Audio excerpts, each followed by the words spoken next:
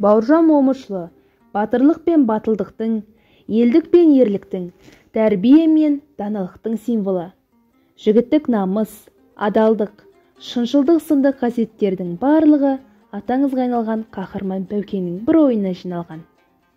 Батыр Бауыржанның халқының қалаулы азаматы болып қалыптасуына өзінің отбасы, ұшқан ұясы көп септігін тигізген. Батыр өз ұясында анасындай болған ақ жаулықты әжесінің мағынасы терең, шындық пен ғажайыптан құралып, адалдық пен зұлымдықты бір арнада тоғыстыра білген ертегісін тыңдап, өнегеге толы өлең жырларына сусындап, әкесінің асқан сабырлығын, ұстамдылығын өзіне үлгі тұтып, өсиет тұнған сөздерін бойына сіңіріп өскен.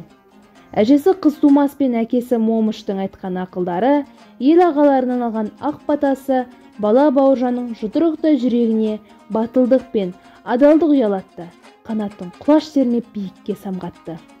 Мен осы уақытқа дейін Бауыржан Момышұлының ерліктерімен, оның жазушылығымен сырттай ғана таныс едім.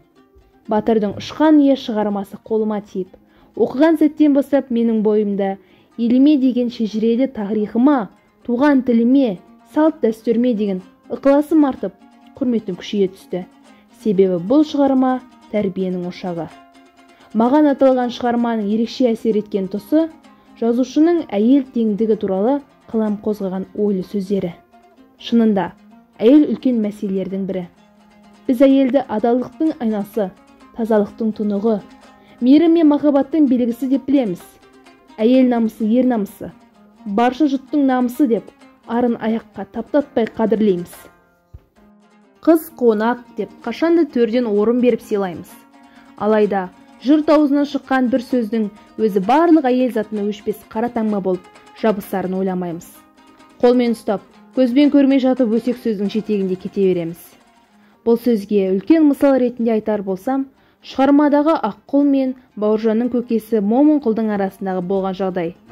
Әңгіме желісі бойынша бір кісі Зәуре мен Момынқұлдың бірге көргенін айтып, Аққұлдың еліне жеткізіп барады. Қарт шабандос Аққұлды да істің байыбына бармай жатып, Момынқұлдың топ жігітпен келіп сабап кетеді.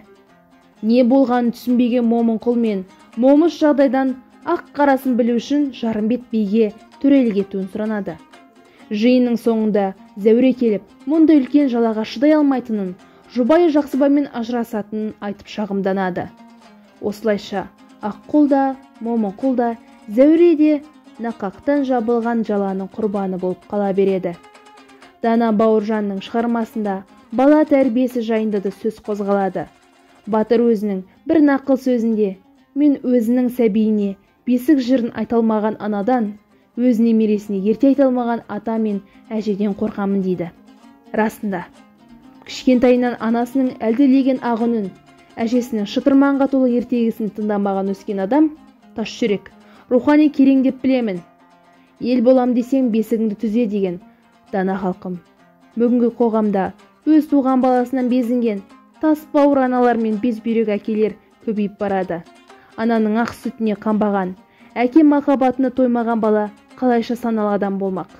Сол себепті ұлт болып қалыптасу үшін, саналы қоғам болып қалыптасу үшін бесікте жатқан сәби күннен бастап балаға ақ пен қара, жақсы мен жаманды үйрету отбасы парызы.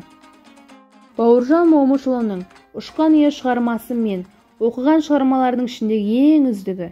Бұл шығарма оқыған адамға рухани азық болары анық.